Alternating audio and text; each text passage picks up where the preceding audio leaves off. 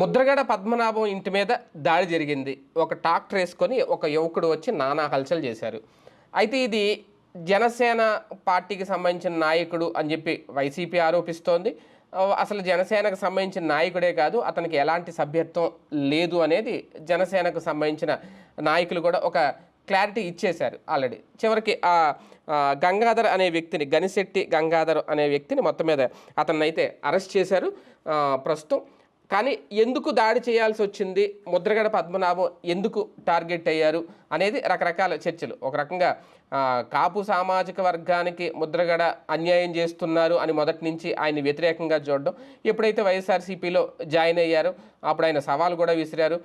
పిఠాపురంలో గెలిపించి తీరుతాం వంగాగీత గారిని అని, పేరు మార్చుకుంటానని కూడా అన్నట్టుగానే తర్వాత కూడా పేరు మార్చుకున్నారు. ఈ లోపల ఆయన అక్కడ ప్రచారం కూడా మొదలుపెట్టారు. ఆయన కుమారుడు వైఎస్ఆర్సీపీ తరపున ప్రచారం మొదలుపెట్టిన కొద్ది రోజులకే, పార్టీ తరపున ప్రచారం మొదలుపెట్టిన కొద్ది రోజులకే ఈ ఘటన జరగడం ఏంటి, దేనికి ఈ సంకేతం ఏంటి, అది యాదృచ్ఛికంగా మామూలుగా జరిగిందా వాస్తవానికి, లేదంటే నిజంగా కావాలని ముద్రగడ పద్మనాభాన్ని టార్గెట్ చేస్తున్నారా, ఇది అంశం మీద చర్చించే ప్రయత్నం చేద్దాం. సరే, ఒక రకంగా కాపు సామాజిక వర్గం అంతా ఒకే తాటి మీదకి రావాలి, జనసేన వైపు ఉండాలి అనుకుంటున్న టైంలో ఒకప్పుడు కాపు నాయకులకి అధ్యక్షుడిగా, కాపు నాయకుడిగా పేరుగాంచిన ముద్రగడ పద్మనాభం వైసీపీ వైపున ఉండడం, ఇవన్నీ పరిణామాలు ఇలాంటి దాడులకు ఒక కారణమా? అసలు ఈ దాడిని ఎలా చూడాలి?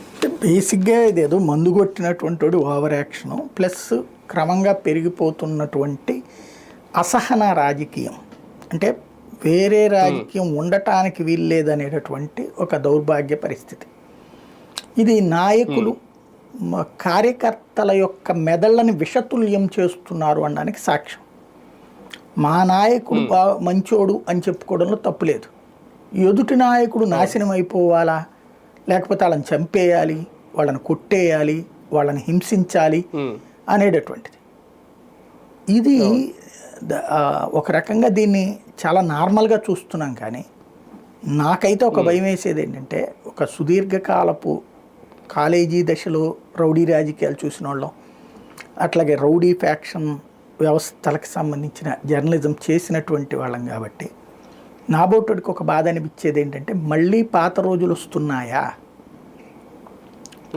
సాధారణంగా ప్రతి మనిషిలో కూడా మద్యం అనేటటువంటిది వాడిలోని మృగాన్ని బయటకు తీసుకొస్తుంది.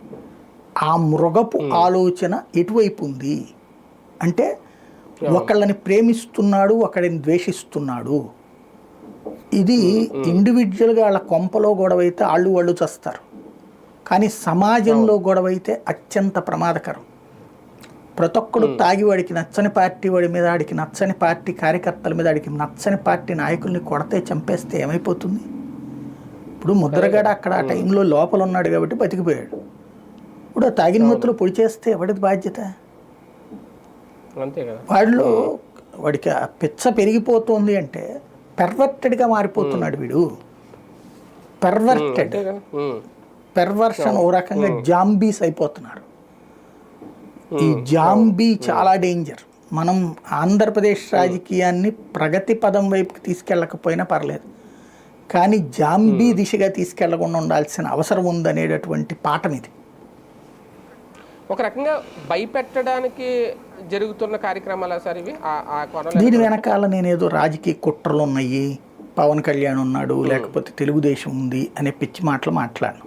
ఎందుకు అంటే, ఎవడికో మందు పోయి ఇచ్చి ముద్రగాడిని బెదిరించడం వాళ్ళు ఎందుకు చెప్తారు? కానీ ఇక్కడ కనబడుతున్న విషయం వల్ల ఒకటి, జాంబీలుగా మారిపోతున్నారు. వాడికి పవన్ కళ్యాణ్ రాజకీయం సస్టైన్ కావాలంటే ఇంకొక కాపు నాయకుడు ఎవడు ఉండకూడదు. హరిరామ జోగయ్య దుర్మార్గుడే, ముద్రగడ పద్మనాభం దుర్మార్గుడే, అసలు కాపు నాయకులు అందరూ దుర్మార్గులే.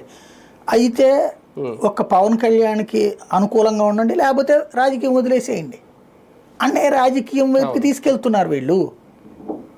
ఇది చాలా ప్రమాదకరం. అంటే అట్లాగా తయారవుతున్నారు, అది చాలా ప్రమాదకరం.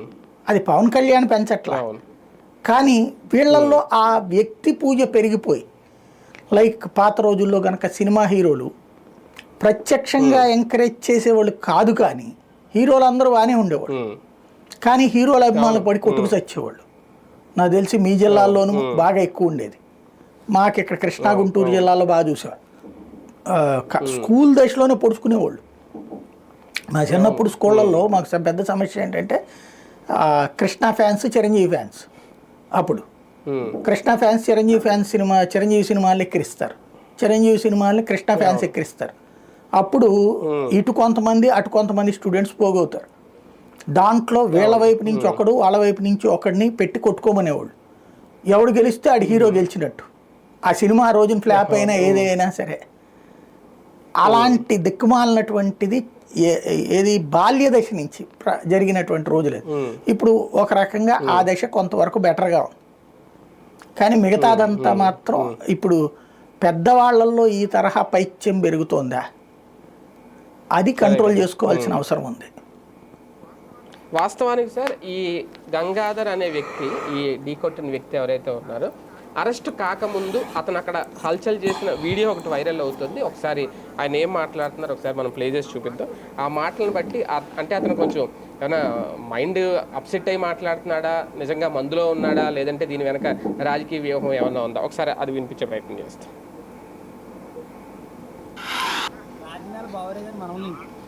పుట్టింది మంగదుర్తి, తిరిగింది పిఠాపురం. చెప్పు. ఎమ్మెల్యే గారి తాలిక మాకు మోసం జరిగింది.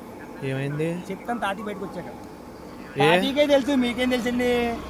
ఏం చేస్తున్నా ఇక్కడ పని ఏంటి నీకు అంటున్నాను. తాతి కోసం పలకరించినాక వచ్చి ఏ తాత పార్టీ ఏ తాత పద్మనాభం తాత రాజనాల బాబురావు గారు మనమన్న. ఎప్పుడు వచ్చా నువ్వు? రాత్రి వచ్చాను, ఇప్పుడు వచ్చాను. రాత్రి వచ్చి ఏం చేసావు? రచ్చ చేసావా? దుక్కు దున్నేసావు? తగ్గేది పుష్పాది. ట్రాక్టర్ ఏది? రాత్రి వచ్చి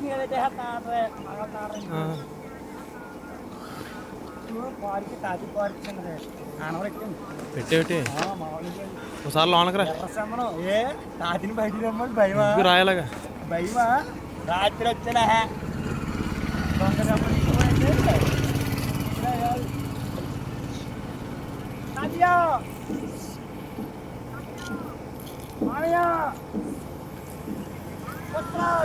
తగ్గేదే లేదు.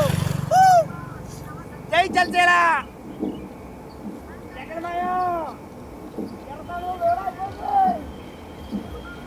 అయిపోయింది. జై జనసేన. 50 లక్షలు రావాలండి. అంగేడు తెంగేడు మా తాత.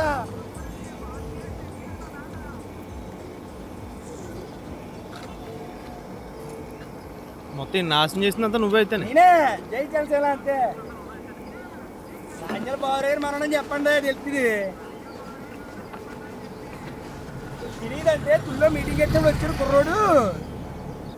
రైట్, ఇది సరే. అంటే ఇతన్ని మీరు ఆ వీడియో చూస్తే కొంచెం అంటే మెంటల్గా అప్సెట్గా ఉన్నట్టు నటించాడో, లేదంటే నిజంగా అబ్బాయి అలా ఉన్నాడో ఏంటో అర్థం కాలేదు. కానీ మొత్తం నేనే చేశాను, కావాలని చేశాను, పద్మనాభం మా తాతయ్యే, ఆయన నాకు 50 లక్షలు ఇవ్వాలి, మోసం చేశాడు, దమ్మున్న ఆయన బయటికి రమ్మనండి, ఇవన్నీ ఏదో కొంచెం వికృతంగా ఆయన ఏదో మాట్లాడుతున్నట్టే ఉంది. ఎలా అనిపిస్తుంది సార్? నిజంగా ఎవరైనా చేయించిందా, ఇతనే చేశాడు అనుకోవాలి? ఇది ముందు చేసిన వీడియో ఇది, తర్వాత అరెస్ట్ అయ్యారు, ఇతను అరెస్ట్ చేశారు, తర్వాత ఆ ఫోటోలు వేరే రకంగా. అంటే బేసిక్గా అయితే నాకు ఇందులో రాజకీయ కుట్ర ఏం కనబట్టలేదు, వాడి పైత్యం కనబడుతోంది. ఆ పైత్యం అంటే ఒక ఏదో పని చేసేటప్పుడు అంటే వాడు ముందుగానే ప్రిపేర్ అయ్యాడు, ఏదో తాగిన మత్తులో చేయడం కాదు. ఈ దౌర్జన్యం చేయడం కోసం తాగాడు. అందులో సగం నటన ఉంది, సగం నిజం ఉంది. అంత తాగి తందనాలు ఆడిపోయి కింద పడిపోయే ఇది కాదు అక్కడ. వాడు అక్కడ వెళ్ళి ఏదో గొడవ చేయాలనుకున్నాడు. మేబీ పవన్ కళ్యాణ్ నోటీసులో పడాలనుకున్నాడు, జనసేన నోటీసులో పడాలనుకున్నాడు, లేకపోతే కనుక పవన్ ఫ్యాన్స్ చేత శభాష్ అనిపించుకోవాలనుకున్నాడు, లేదా జగన్ ద్వేషుల చేత హీరో అనిపించుకోవాలనుకున్నాడు. ఈ మధ్య ఇది ఒక పైత్యాలు కూడా పెరుగుతున్నాయి కదా, అలాంటి విచిత్రమైనటువంటి లక్షణం కనబడుతుంది వాడి దగ్గర. అందులో భాగంగా దానికోసం అంటే ఒక ఏదో పని చేయడం కోసం తాగడం, ఇక్కడ తాగడం వల్ల వచ్చిన లక్షణం కాదు, ముందుగా వాడు ఫిక్స్ చేసుకుని తాగినట్టుగా కనబడుతుంది అది. అది కానీ మధ్యలో జనసేన నిరికించి జనసేన బదనాం చేసే ఆలోచన కూడా ఏమైనా చేశారా? ఇప్పుడు ఒక రెండు కంప్లీట్ డిఫరెంట్ ఆస్పెక్ట్ ఏంటంటే, జనసేనకి ప్రేమికులు అల్లు అర్జున్ ద్వేషిస్తున్నారు, పుష్పాని నాశనం చేయడానికి చాలా ప్రయత్నం కూడా చేశారు. అట్లాంటప్పుడు వీడు మళ్ళీ ఆడైలాగా ఎట్ట వాడతాడు? అదే కదా ఆ మాట. ప్లస్ అల్లు అర్జున్ని ద్వేషించేటప్పుడు తగ్గేదే తగ్గేదేలే పుష్పరాజ్ అని కూడా వాడాడు కదా. అందరికి మరి ఆ పుష్పకి వ్యతిరేకం కదా, పుష్పకి వ్యతిరేకమైనటువంటి వాడు పుష్ప డైలాగ్ ఎట్టబడతాడు జనసేన అయితే. పవన్ కళ్యాణ్ అభిమాని అయితే జనసేన అది వాడకూడదు లెక్క ప్రకారం. అంతే. లేదా ఉద్దేశపూర్వకంగా చేసేటట్టయితే ఒకటే ఆ పబ్లిసిటీ కోసం అయితే కనుక ఇదంతా నడుస్తుంది. ఏం లేదు, ఇది ఒక ఉన్మాదం. ఇదివరకు చూసేవాళ్ళం కాలేజీల దగ్గర రచ్చ చేసే ఎదవలు, ఈ రోడ్ల మీద రౌడీజం చేసే ఎదవలు. తాగుడు అనేదాన్ని ఒక సాకుగా చూపెడతారు. వాడు చేసుకునేటటువంటి వాడు చేయబోయే తప్పుడు పనికి ధైర్యం కోసం తాగొస్తారు వాళ్ళు. మళ్ళీ ఆ రోజులు వస్తున్నాయి అన్నది కనబడుతుంది అక్కడ. కానీ స్థానికంగా ఇది అంటే సామాజిక వర్గ పరంగా ఈ అభిమానం అయితే జనసేన మీద పెరగడం అనేది ఓకే, అది పార్టీకి మంచిదే, ఒక రకంగా అది వాస్తవం కూడా. అదే పద్మనాభం మీద వ్యతిరేకత, పద్మనాభం గారి మీద ఆ వర్గ వైరి అనేది అన్న పెంచుతుందా సార్? ఇలాంటివి జరిగినప్పుడు ఆయనకి థ్రెట్ ఉంది భవిష్యత్తులో అని కూడా అనుకోవచ్చు. ఓవరాల్గా ఆంధ్రప్రదేశ్లో అందరికీ థ్రెట్ ఉందండి. ఎందుకంటే మనం విద్వేష రాజకీయాన్ని ప్రతి పార్టీ ప్రోత్సహిస్తుంది, పోషిస్తుంది. ఒక పార్టీ ఇప్పుడు తెలుగుదేశం కార్యకర్తలకి జగన్ అంటే అపరిమితమైన ద్వేషం. ఈ దాని పేరేంటి జనసేన వాళ్ళకి అపరిమితమైన ద్వేషం. ఇదివరకు జనసేనలకు ఉండేది కాదు. జనసేనలకు ఒకప్పుడు తెలుగుదేశం మీద ఆ ద్వేషం ఉండేది. దాన్ని వైసీపీ మీదకి మళ్లించడంలో వీళ్ళిద్దరూ కలిసి ప్రయత్నించి సక్సెస్ అయ్యారు. వాళ్ళు తటస్థంగా ఉండేవాళ్ళు అప్పుడు జనసేన వాళ్ళు. ఇప్పుడు ఈ టైప్లోకి వచ్చింది. అదే సందర్భంలో వైఎస్ఆర్ కాంగ్రెస్ పార్టీ వాళ్ళకి తెలుగుదేశం అంటే అపరిమితమైన ద్వేషం. ఇదివరకు వాళ్ళు జనసేన అనేది ఏదో లైట్గా తీసుకునేవాళ్ళు. ఇప్పుడు జనసేన మీద కూడా ద్వేషం పెరిగిపోతుంది. క్రమంగా ఈ ద్వేషాలు 3 వర్గ శత్రుత్వాల కిందకి మారుతున్నాయి. ఈ వర్గ వైషమ్యాలు అనేటటువంటిది చాలా ప్రమాదకరం. ఇక ఎప్పుడైనా సరే ఇవి ఫ్లేరప్ అయితే ఎట్లుంటుందో కోనసీమకి సంబంధించి పేరు మార్చినప్పుడు చూసాం. అదే సందర్భంలో అంతకుముందు జరిగినటువంటి తుని రైలు ప్రమాదంది చూసాం, తగలబెట్టినటువంటి సంఘటన. నాయకులు వర్గ వైషమ్యాలను రెచ్చగొట్టకూడదు, కుల రాజకీయాలను రెచ్చగొట్టకూడదు, ప్రోత్సహించకూడదు. అవి జరిగితే చాలా ప్రమాదకరం, అది గుర్తుపెట్టుకోవాల్సి.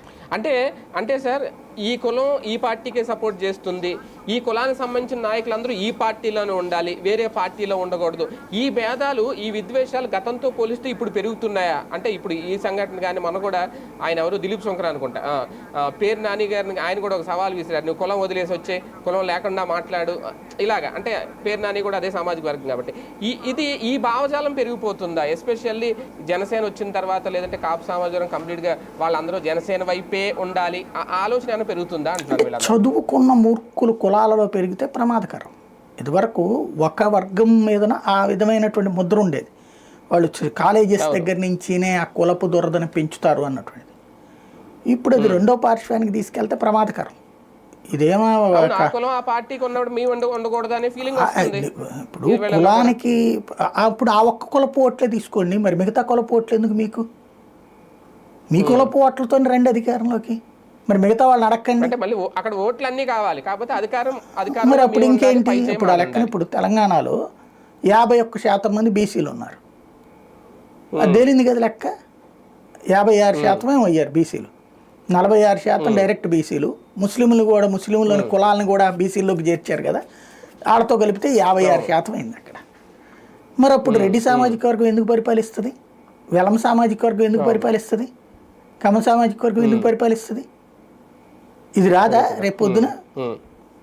ఇప్పుడు ఆంధ్రాలో బీసీలు ఎక్కువ ఉన్నారా, కమ్మ ఎక్కువ ఉన్నారా, కాపు ఎక్కువ ఉన్నారా, రెడ్డి ఎక్కువ ఉన్నారా?